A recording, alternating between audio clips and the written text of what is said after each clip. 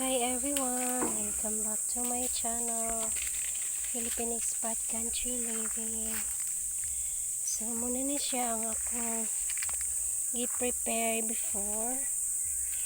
Kay dagko naman akong pechay, ako siyang transfer the rhythm. I put around net, so net na diha. Para ang chicken di sila maka-play dani.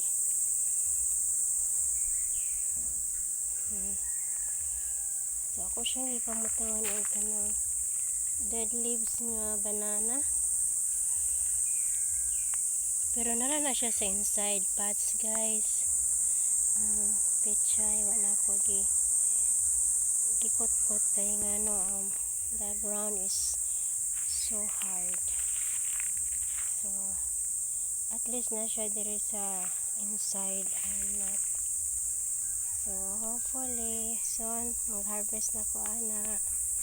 So dili kay siya ni tubo no. Kay very kuan man no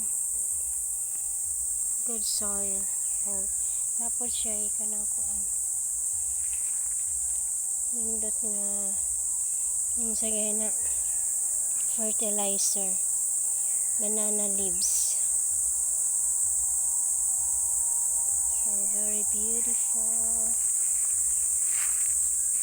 I'm so glad that I did it.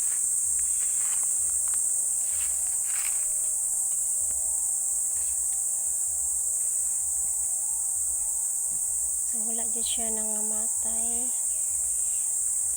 In fact, nice ang iyang leaves. Dark green o lapad-lapad. Nilapad siya.